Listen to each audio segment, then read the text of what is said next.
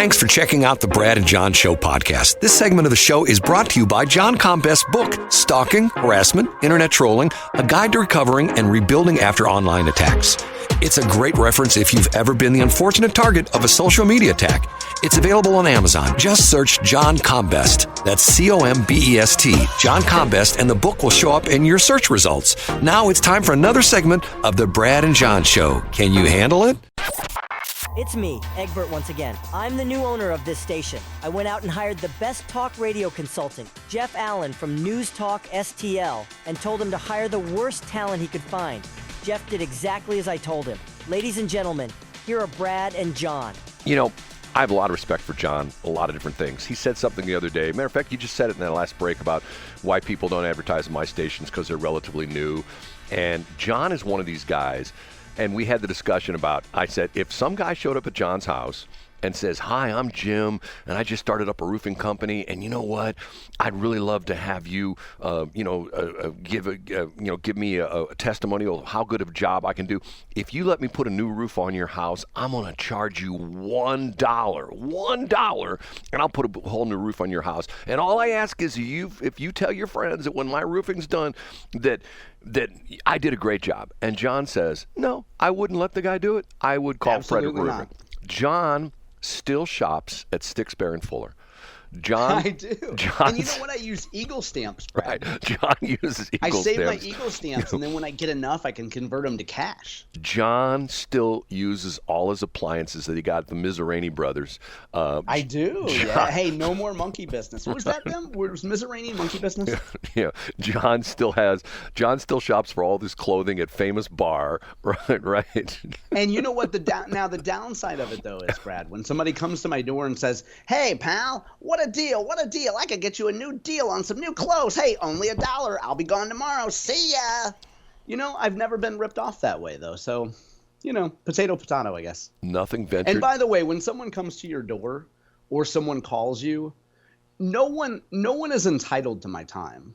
Like if somebody calls me or emails me or texts me, if I want to get to it, I get to it. My cell phone, Brad, my iPhone exists for my pleasure. And it exists for my convenience. It's not so people can annoy me and interrupt me during the day. No one is entitled to your time, Brad. Here's the difference between John and I. If I get a call at 3 o'clock in the morning, and I don't even look at the caller ID, I just answer the phone, and it's John Combest saying, "John, Brad, I've had this car accident, and I've only got enough battery strength to make one call. Matter of fact, my phone's beeping at me right now. I'm off of 94 at Klondike Park, and can you come and save me? My car's stuck in a ditch." I would be in my clothes and out the door like in no time at all. The flip side of that is, if I got stuck in the mud out there on 94 near Klondike Park, and I called John at 3 in the morning, he would straight to voicemail. He would never answer the I would tell you to F off. Now, if you call me at 4:31, Brad, if you call me when I'm awake, I'm there. I mean, I wouldn't do it because I would finish my website first, and you could sit and, play with your phone for an hour by the side of the road because I'm prioritizing my website because your priorities are not my priorities. But when I get around to it and I'm done with my website, I would be right there to pick you up, Brad. John, maybe that's what makes this show halfway decent, that you and I are totally different personalities. We are. And you know what, as I've said before, as I quoted a former coworker, if you and I, to paraphrase them, Brad, if you and I agreed on everything, this would be a really boring show. Okay.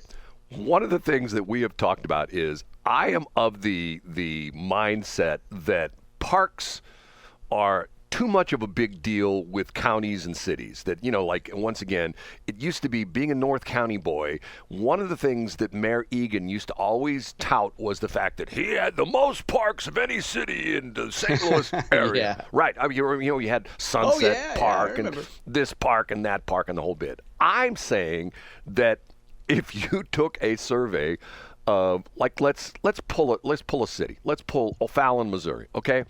And you went literally door to door, but if you went to John Combest, if he lives in O'Fallon, he would never answer the door. But if you went door to door, "Hi, we're from the city of O'Fallon, and we have one question for you. Real easy question. In the past 12 months, have you been in any of the city parks?" And, yes or no. Thank you, okay? I say when they tabulate the results that the number of people who live in a city who've been to that park is less than 20%, probably less than 10%, okay? So there's this push now going on in St. Charles County. We need parks, okay? Every day of my life, I used to drive by Klondike Park. Before I was in Klondike Park, it was still, matter of fact, I got in an argument with somebody over this. It was owned by, at the time, 2 gay guys. And I'm not saying that but because I'm saying that because that was what it was. And I think they donated the park to St. Charles County, okay? John and I had a discussion that parks, as far as I'm concerned, are underutilized assets that cities and counties throw gazillion dollars into, and there's no payback. So yesterday, I had a meeting in Washmo, and on my way back into St. Charles County, I drove 94. First off, I drove through Augusta, and oh my God, Augusta's bustling. There were tour buses there. There were helicopters landing. There were 747s landing at the new Augusta airport that Hoffman's built. And everybody was drinking wine Right. too, Brett. What kind of wine was it? It was Hoffman wine. It was crazy Get out time. of town. I mean, that's what all the other businesses did, Brad. Get out of town. But get out of town. No, well, actually, there wasn't a soul in sight. I'm going Yeah. And you know our friend John Lamping likes it that way, but go ahead. Okay, so as I'm coming up to Klondike Park, I think to myself, oh, John Combest, let's take a tour through Klondike Park to see how accurate I am of saying how many people are on Klondike Park. Yes, okay? let's do it. So what'd you see? It was 1:30 in the afternoon, okay? So if you know Klondike Park, and by the way, it's a beautiful park. It's really cool. It's an old quarry. It's got some neat things. It's got some lakes in it with like some bridges over the lakes and stuff like that. It's got some neat places. You come in the main entrance, and there's a turn you could make. Well, actually, you have to make a turn. You can't go straight ahead. You either have to go left or right. Left takes you to the event building, which is the old house where the people used to live in. Right takes you around a loop, and the park road is a one-lane, one-way road that makes a complete loop around the park. And I would say the road is probably maybe a mile or better than that, okay? So I'm thinking to myself, I'm going to count how many people I see in Klondike Park. So I drive, and I drive, and I drive, and I drive, and I drive. And I see no one. I see parking lots with nobody in it. I see campgrounds, nobody there. Finally, what do I come up to? I come up to 2 bicyclists. And these were bicyclists who were like the serious, they got the 22 speeds, and they've got all the baggage containers on the back, the expensive stuff. And it was a husband and wife. I pulled up alongside them, rolled down my window, and I say, hey, I'm just sort of curious. Are you from around here? No, they're from out of town. They're on a bicycling holiday. And I said, do you ever come to Klondike Park? First time we've been here. And they said to me, I don't know if you know this or not, John, there's a spur off the Katy Trail where you can take off the Katy Trail, takes you into the park, takes you around the park, and then there's a shortcut back onto the Katy Trail. And he says, we're just going halfway around the park, and we're going to go back on the Katy Trail at the spur up here, because apparently he had maps and the whole bit like that. So I kept driving, and all of a sudden, I'm out of the park. The entire park, 2 people who don't even live here. There was not one stinking person in that park, and there was not one stinking car. The only thing I saw was a county park vehicle, a truck who was doing some maintenance. I'm thinking to myself, okay, once again, I make my point. It's 1:30, April 2nd, nice spring day, nobody in the place. Yeah, so you're not saying that should be converted to something else. You're just saying that it goes to show. That's an example of the fact that people do not utilize our parks. Well, duh. I mean, Yeah. Yeah. Now, as opposed to, let's just move halfway across the country, and let's say at the exact same time, I would have been magically transported into Central Park in New York, and there were probably thousands of people in that park, right? Okay. Yeah. Highly utilized park, because the difference there is you live in an asphalt jungle. You live in a place where there's no trees. You live in a place where there's no grass, because it's all pavement and all streets and buildings and stuff like that. So Central Park is like this respite in like this area of this, urban get it. jungle. But in our area, especially down in that neck of the woods, you're driving along 94, there's nothing there anywhere. There's empty building, there's empty space. You got, you drive on that section, which is called, everybody who knows that area down there calls it the Matson Flats, Matson, because there used to be a little town there called Matson.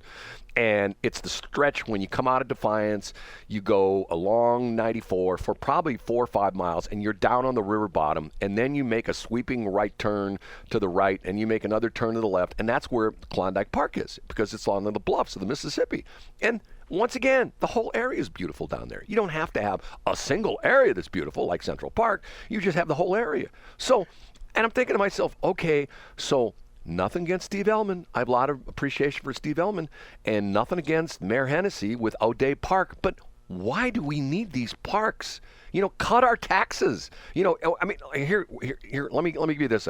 If Bill Eigel, if I could talk to Bill Eigel, if he'd actually answer my call, and I'd say, Bill, I'm with you in a lot of things. Here's your next step. What you need to do is you need to say, okay, all you people that live in O'Fallon, they keep putting more parks in. What if we figure out how much it costs to run those parks, and we're going to say, okay, next year you have your choice on the ballot. You can vote to close all the parks and sell the land off, and we're going to give each of you a percentage of the sales, and we're going to drop your taxes because we won't have to pay for the parks anymore.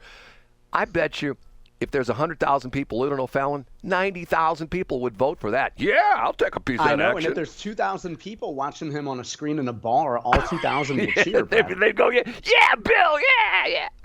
And now, I know we're up against time here, Brad, but do you think that the fact that people don't go to Klondike Park anymore is the fact that the gay guys died and the level of decorating has rapidly decreased? John, they never went to Klondike Park once again. But see, here's my frustration, and I know we're on this, but I'm giving myself the right to do this. Okay, for years I have taken affinity to the family arena because KSOQ did the very first event there. We got hired to promote the event. Matter of fact, the very first two events. The very first event was John Cougar Mellencamp concert, which was a sellout, believe it or not, the family arena. And then for several years, we did a lot of the teams there. We did the opening night for the Missouri River Otters. They sold the place out, okay? I fell in love with that family arena, okay? Joe Ortworth at the time, who was county executive, hated it. And Steve Ellman, if you called up Steve Ellman right now, if Elon Musk called up Steve Ellman and said, hey, Steve, I understand you don't like that park. Understand you don't like the family arena. I'll tell you what, I'll give you $20 million for it, Steve would say, sold. But yet, if you called up Steve Ellman right now and said, hey, I'm Elon Musk. Hey, Steve, I love this Klondike Park. I'll give you $100 million for it. He'd go, don't know. We love that park. No, sorry, Elon, we're not selling. Get what I'm saying? Yeah, I do get what you're saying. And so their answer to it is that they need to just – now, I imagine that the Parks and Recreation Department would say, see, this is why we need a bigger advertising budget, because we want to remind people that there are parks there that they can take their families to. But the point I'm making is the family arena generates revenue. Klondike Park generates nothing. I mean, I get it, Brad. When I drove through that park yesterday, nobody charged me to drive through. I could have gotten out, sat in a picnic table, jump on the screen, jumped on the swings. I could have done anything in Klondike Park. Yes, but how much, Brad, compared to the family arena, how much carbon does the family arena sequester in the soil, Brad? Don't you know we're in a climate crisis? Klondike Park sequesters carbon, Brad. Don't you know those trees breathe? We're coming up on Earth Day, and you're disrespecting Klondike Park and its carbon sequestration. Say goodbye, John. Bye, guys. See you on Thursday. Thanks for checking out the Brad and John Show podcast. This segment of the show is brought to you by John Combest's book, Stalking, Harassment, Internet Trolling, A Guide to Recovering and Rebuilding After Online Attacks. It's a great reference if you've ever been the unfortunate target of a social media attack. It's available on Amazon. Just search John Combest. That's Combest, John Combest, and the book will show up in your search results. Now it's time for another segment of the Brad and John Show. Can you handle it?